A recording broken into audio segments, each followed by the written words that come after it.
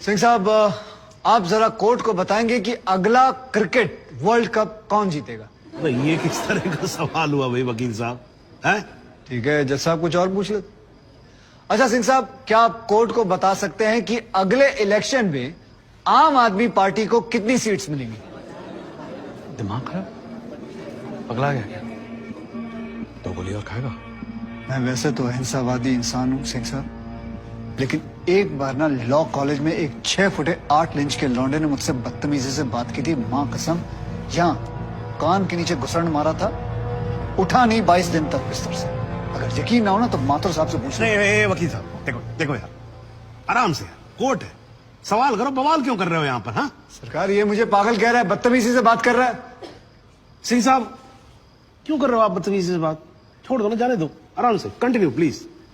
चलो एक और बार ट्राई करते हैं। सिंह साहब, क्या आप बता सकते हैं कि सलमान खान की शादी कब होगी? अरे वकील साहब क्या बातें कर रहे हो? इंस्पेक्टर हैं वो, जोशी थोड़ी ना है। अगर ये जोशी नहीं है तो फिर इन्हें कैसे पता था कि ठीक सुबह 6:45 पे इकबाल को पेशाब आएगा? कैसे पता था जब उनको पेशाब आएगा तो गाड़ी गोमती नदी का पुल क्रॉस कर रही होगी? इन्हें कैसे पता था कि इकबाल कांस्टेबल भदौरिया की रिवॉल्वर छीन कर भागने की कोशिश करेगा? शादी में तो थे नहीं, फिर पुल पर कैसे पहुंचे तुम? इधर इधर, मैं यहां खड़ा हूं, आप पुल पे पहुंचे कैसे? इत्तेफाक। लो जी, इत्तेफाक। ऊपर वाले के आशीर्वाद से सही समय पे सही जगह पहुंच गए। बाय गॉड, बड़े इत्तेफाक हैं आपकी स्टोरी में सिंह साहब। जनाब, मेरे पास ये इनके 25 एनकाउंटर का कच्चा चिट्ठा है। ऐसे इत्तेफाक कई बार हो चुके हैं इनकी जिंदगी में। अपराधी गोली चलाने वाला होता है कि पहुंच जाते हैं शक्तिमान बनकर, और सिर्फ लखनऊ में नहीं बल्कि दूसरे शहरों में भी। जनाब, इनके 25 एनकाउंटर में से 19 के खिलाफ मारे गए लोगों के परिवार वालों ने शिकायतें दर्ज की हुई हैं, लेकिन आज तक एक भी मामले में निष्पक्ष जांच नहीं की गई।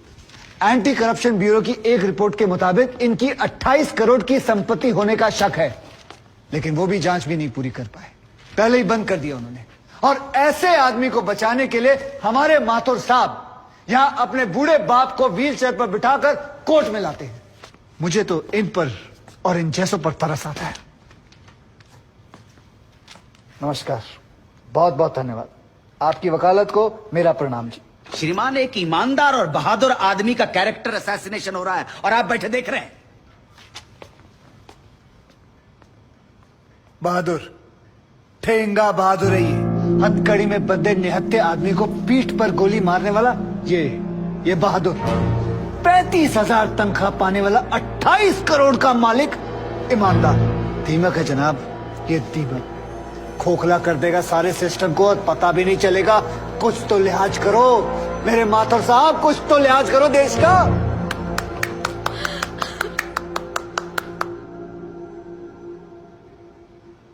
ऊपर वाले की बड़ी कृपा है मुझ पर। इस दफा एक इत्तेफाक मेरे साथ भी हुआ है। बाय गॉड, मजा आएगा। पंडित जी को लाइए, लाइए जल्दी।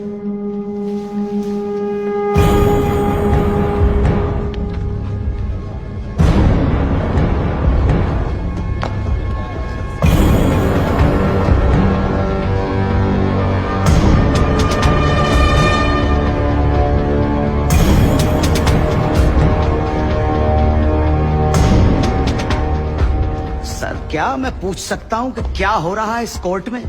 और क्या आप बताने की जहमत करेंगे कि आप ऐसा होने क्यों दे रहे हैं? कौन है ये बाबा सर? इसका इस केस से क्या रिलेशन है सर? ना कोई एडवांस नोटिस है, ना अग्रिम सूचना है। क्या रेलेवेंस क्या है और आप इसे अलाउ कर रहे हैं? जनाब, इस विटनेस का नोटिस देता ना तो ये विटनेस यहां नहीं होता, किसी मुर्दा घर में गड़ा हुआ होता। इस आदमी को मैं पकड़ के नहीं लाया हूं, पुलिस वाले पकड़ के लाए हैं। और जनाब, इस विटनेस का इस केस के साथ डायरेक्ट कनेक्शन है। इंस्पेक्टर साहब, आपने अरेस्ट किया इसको? जनाब, ये वकील साहब एकदम सही कह रहे हैं। इस पंडित का इस केस से सीधा संबंध है। अगर संबंध नहीं हुआ ना, इंस्पेक्टर साहब, नौकरी खा जाऊंगा मैं आपकी, जानते हो ना ये बात? लेकिन जनाब, मैं बिल्कुल सही कह रहा हूं। ठीक है, मैं विटनेस को अलाउ करता हूं। No sir, I object sir, I object. Mathur साहब मेरी बात सुन। देखो क्या है यार, 3 बजने वाले हैं, बाहर जाएंगे ना बस मिलेगी ना रिक्शा मिलने वाला है। 6 बजे तक तो वैसे ही बैठना हम लोगों को, तो तब तक करवा लेते हैं विटनेस। मतलब हो सकता है कि इसमें कुछ निकली है जी। चलिए जी, विटनेस बॉक्स में आ जाइए।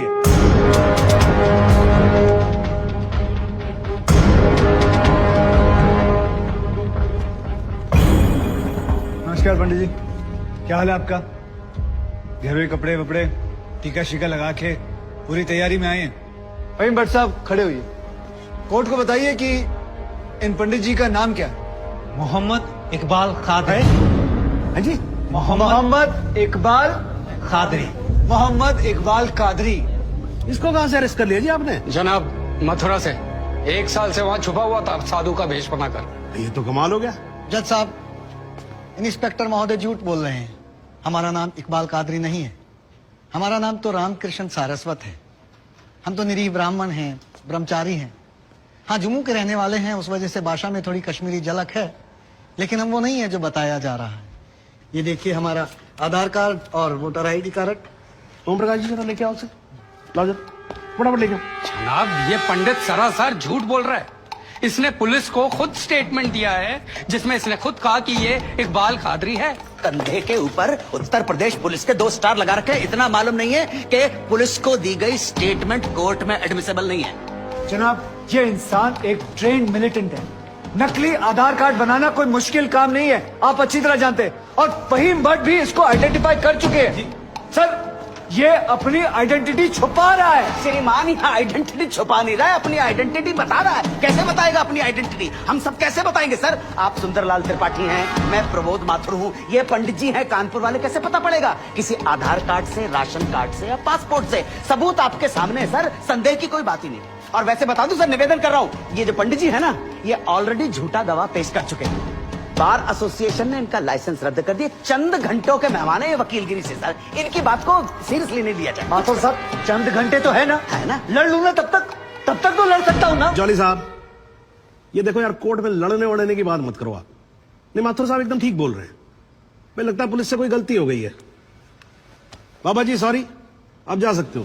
एक मिनट जॉली जी, आप वहीं रुके। एक मिनट सर, मैं आपसे हाथ जोड़ के विनती करता हूँ, मैं इससे कुछ सवाल करना चाहता हूँ। मैं बड़ी मुश्किल से इसको लेके आया हूँ। मैं एक मौका मुझे दे दीजिए। आपने क्या कहा था? अभी ऑटो बस कुछ नहीं मिलने वाला, एक मौका। 1 मिनट आप चिल्लाना बंद करोगे जरा? 2 मिनट चुप रहोगे आप? गलती हो तो 2 मिनट चुप रहो आप। ओके।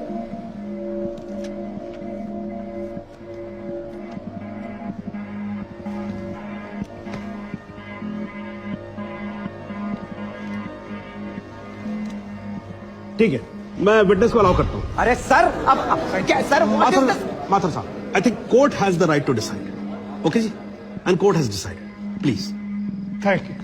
Thank you.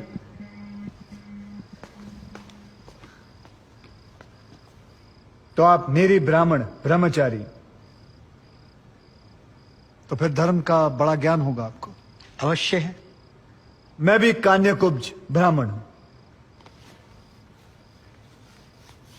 वो भी जनेऊधारी। तो चलिए 2 ब्राह्मणों के बीच में शास्त्रार्थ हो जाए। पूछिए, क्या पूछना है? चलिए गायत्री मंत्र सुनाइए। ओम भूर्भुवस्वः तत्सवितुर्वरेण्यं भर्गो देवस्य धीमहि धियो यो नः प्रचोदयात्। बहुत बढ़िया, पूरा नाम बताएं। रामकृष्ण प्रेमकृष्ण सारस्वत। धर्म? हिंदू धर्म में कितने वेद हैं? 4। नाम बताएं। ऋग्वेद, सामवेद, यजुर्वेद, अथर्ववेद। 4 युगों के नाम बताएं। सतयुग, द्वापर, त्रेता, कलयुग। वर्ण कितने हैं? 4। ब्राह्मण, क्षत्रिय, वैश्य, शूद्र। आपका वर्ण क्या है? ब्राह्मण। कौन से ब्राह्मण? गौर ब्राह्मण। कौन से गौर? सांदे गौर। गोत्र? शांडिलिया, प्रवार? वशिष्ठ, वेद? यजुर्वेद, उपवेद? बेतरियाणी, मुख? श्रीमुख, कुल देवता? सप्तसुरी, चरण? वाम, बिस्वा? या अल्लाह, इससे आगे भी होता है। क्या कहा आपने? बिस्वा नहीं आपने पता, नहीं- नहीं पता, बिस्वा नहीं पता। बिस्वा से पहले क्या कहा? बिस्वा से पहले क्या कहा इकबाल कादरी? लानत है तेरे पे इकबाल कादरी, लानत है। अब तो अल्लाह का नाम भी आ गया जुबान पे। अब तो सच बोल। देख तू कुछ भी कर ले, तू बचेगा नहीं। कब तक जिएगा झूठ की जिंदगी? अस्तगफिरुल्लाह। बाइंती वन पोस्ट क़यामत की 2 कुछ बुद्धि खुदाइश। मी आईने माझा सिद्ध किया खुदा जो छन कुछ गुनहगार सोईकर फैसलन पोज क्या छो पोज केसु न परवायती करना मिला इंसाफ खुदा करे इंसाफ पन्नीस दरबार बस इंशाल्लाह। इकबाल कादरी, अगर मैं चाहता था तुम्हारा मेडिकल टेस्ट करवा के ये पता कर सकता तुम कितने बड़े पंडित हो, मगर मुझे तुम्हारी जुबान से सुनना था। कोर्ट को बताओ तुम्हारा असली नाम क्या है, बताओ।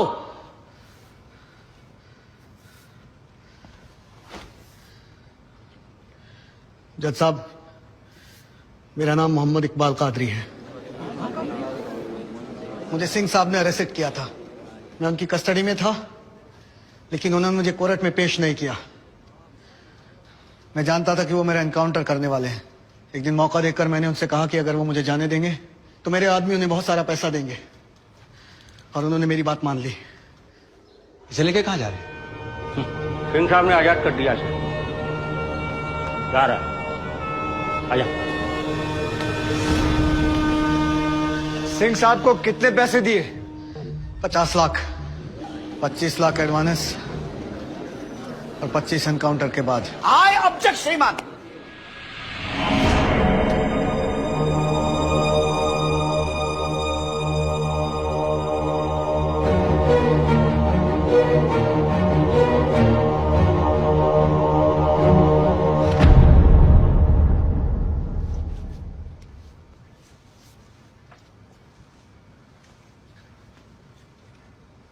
मुझे और कुछ नहीं कहना जनाब, मगर माथुर साहब की एक बात का जवाब जरूर देना चाहूंगा कि हमें सूर्यवीर सिंह चाहिए या फिर इकबाल कादरी। जनाब, हमें दोनों ही नहीं चाहिए। हमें ऐसे कादरी नहीं चाहिए जो बेगुनाह लोगों को मारना जिहाद समझते हैं, लेकिन हमें ऐसे सूर्यवीर सिंह भी नहीं चाहिए जो पैसों के लिए एक मिलिटेंट को छोड़ देते हैं और किसी बेकसूर की जान ले लेते हैं।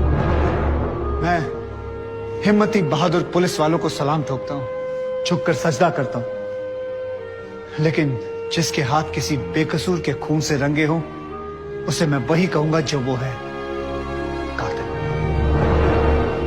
और ऐसे राक्षसों से बच के रहिएगा माथुर साहब। किसी ने 25-30 लाख ज्यादा दे दिए तो क्या पता अगला इत्तेफाक आपके साथ हो जाए।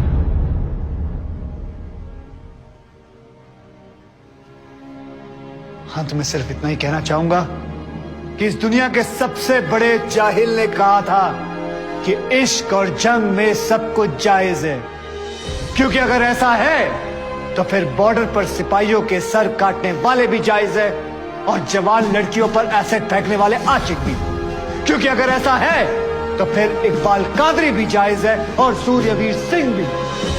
अब आप ही तय करें जनाब कि ये दोनों जायज है या फिर दोनों नाजायज।